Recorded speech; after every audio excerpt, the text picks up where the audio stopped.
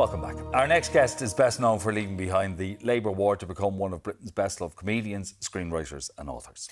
Adam Kay kicked off his latest tour, This Is Going to Hurt, in Bray earlier this week and joins us now. Adam, I'm so happy to see you. I think this is going to be one of my favourite interviews of the day.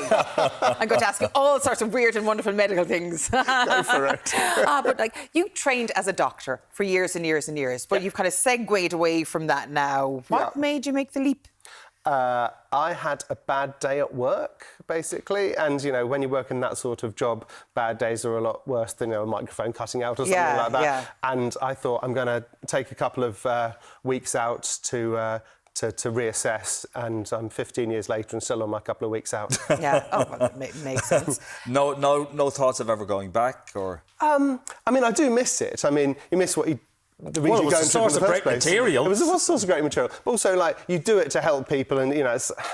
Over COVID, actually, there was a shout-out back home for like any recently retired doctors, you know, when they didn't know quite how many doctors they need on the wards. Yeah. And they said, phone up this number, and so I did that, phoned the number. They asked me all these things about my career, and they said, we'll be in touch. Then 2 weeks later, I get an email saying, oh, we're fine, thanks. So that was a bit insulting. For workers in the Clearly not for someone like me. Did they just read the book or watch the TV series and go, oh, him?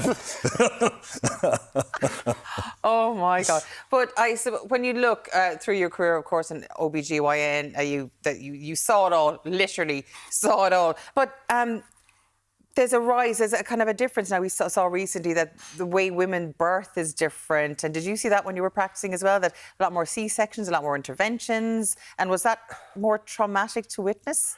I mean... If you compare now to 200 years ago, a lot of women died. Yeah, of course. So now all these interventions are there for a reason. They've saved, literally tens of millions of lives.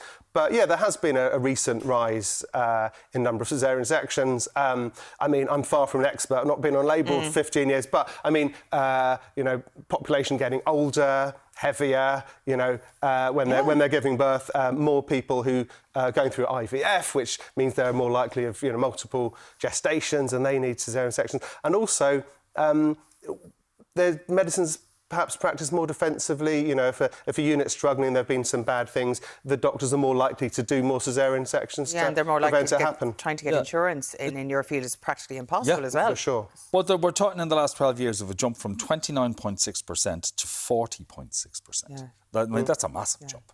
Yeah. Have you, bearing in mind that you worked in the Labour ward, have you met any of your babies? Not his baby, the babies you delivered. The babies he delivered. Listen, we lived next door to two people, and one of them used to work in a Labour ward and refers to the babies as her babies. Oh. So, yes, is the short answer. So, in fact, after doing live shows, so anytime I do a live show, I'll do a book signing afterwards, and people, come along and do that. And so it's happened 3 times now that someone's come along, with a gangly teenager next to them, and I sign the book and say, you won't remember this person, but 17 years ago, whatever it was, you delivered them. And which is basically, it's a very good business model, isn't it? Delivering your own audience. No, basically it is. Now, This Is Going to Hurt, of course, it was a smash hit when it came out first. But of course, you were in social media a little bit before that as well. Hilarious, I thought as well. But what made you write all your anecdotes in a book? Because it was kind of not shutting the door in your medical career, but it's kind of hard to dig yourself out of that when you lay it all bare. So these are all diaries that I kept at the time that I was working as a doctor. And I definitely wasn't writing them down with a view to, publishing them. I think it was my way of coping, looking for the light among the dark. So, when you've done a tough shift, you think of the funny, silly, disgusting thing that happened that day. And I wrote it down. It wasn't until many years after I left medicine that I put them down on paper. And it is mostly a funny, silly book. But and likewise, similarly as the live show is much the same. But also there's a bit of a message in there about what it's like to be a human being as well as a doctor, what the doctors actually go through, what all the healthcare professionals go through, and the impact and toll it takes on them. Yeah, my sister was a bereavement midwife, and it's really a hard job to do. I mean, I admire anyone in that sort of field because, yes, we might joke about it now, but it takes quite the mental toll as well as the physical toll because, as we know, the hours are long, the workload is horrendous. Thankless job in a lot of instances because you're getting a lot of, if something goes wrong, you're getting the brunt of it as well. So I suppose you can have the funny anecdotes, but you have the serious ones as well, which has probably led you to kind of not practising and getting out of that.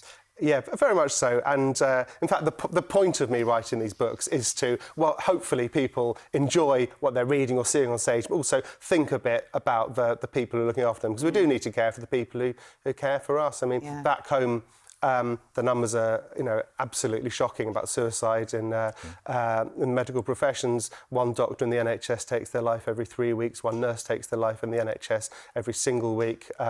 It's hard to get the numbers over here, but the best data shows that if you're a doctor, you've got over twice the likelihood of the rest of the population of taking your life in Ireland. So it's a big, big problem. And I think sometimes the best way to get a message across is to trick people. They think they're coming to a funny comedy show, and they just sneak a little bit of this stuff in there at the same time, so they're engaged. Which all the best comics do. You have to actually tell a lot of truth in your show as well. Yeah. Yeah.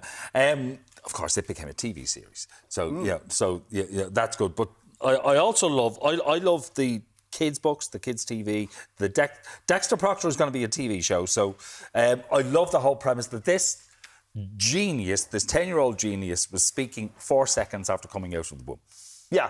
So this is my first fictional book I wrote for kids, Dexter Procter. That actually hasn't happened, though, that no kid actually spoke 4 seconds after. I mean, that wasn't from my personal experience. But then again, the super genius who decides to be a doctor, I mean, had to come from somewhere. Yeah. But yeah, and we made a special for the BBC back home over Christmas. And I'm sure there's a way of either legally or illegally watching that. Miniature medic causes chaos. I love that. But I suppose, do you think it will encourage kids to get into medicine?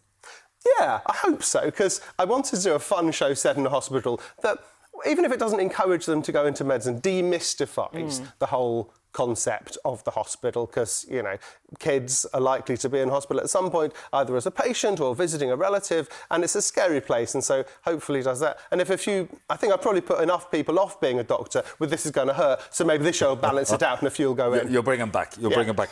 Although you might have the reverse effect with your latest book, A Particularly Nasty Case. Oh, yes. I love this, and now it's getting juicy. It's getting very juicy and spicy, yes. Tell us about that. So that's my first novel for adults, and it's I guess it's a thriller, murder, mystery set in a hospital where a couple of senior doctors die, and a doctor decides that he's going to investigate, and I think it's good fun. But best of all, it's a good way of me getting revenge on my enemies by putting them as the murder victims in thinly veiled versions in my book. Any consultant you've ever worked with now when you were a junior doctor will be going, "Is that me? Aha, yes it is."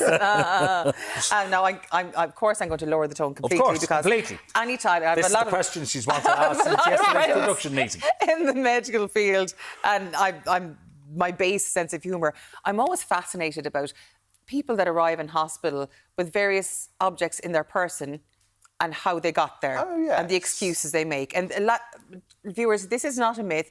Any doctor you know who's worked in a hospital or a nurse or anything will know that objects have been put in places that shouldn't be put in places. What's the strangest object you've retrieved from a human being? OK, without getting us taken off air. Without getting us taken off air.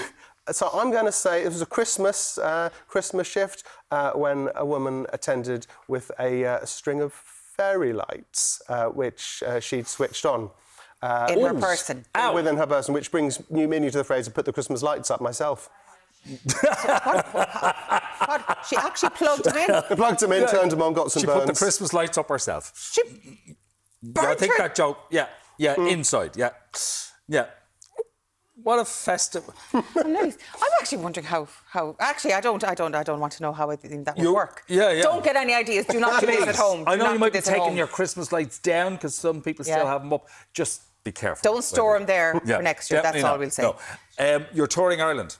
I am, yes. I'm having a lovely time. I'm 2 gigs in, 22 to go, and it's going well so far. Going well so far, yeah. Everyone left at the right time. Everyone laughed at the right places, it's looking like a very busy schedule running for the next few weeks. There's a handful of tickets left How in do various people get places. their hands on it? They can go to adamk.co.uk. But there is a handful. But also, I seem to be very, very hated in Wexford, Limerick and Drogheda, where there's an awful lot of tickets. So everywhere else, hard to get a ticket. Those three places, absolutely Will tons. you tell the people in Wexford, Limerick and Drogheda the other places you found weird stuff of people? Oh, absolutely. There you go. That'll sell the tickets. That'll sell them. Yeah. Adam, thank you so much for joining us on the show this morning. There's general hospitals in all those places, isn't there? There Maybe is. that's what it is. Yeah. It is. Anyway, for the medical profession, it's a show you need to see. Something wrong with me, really, isn't there? There certainly is. there Yeah, really you need is. to lie down. Yeah, Okay. I do. Adam, great to meet you. You too, thanks for having me.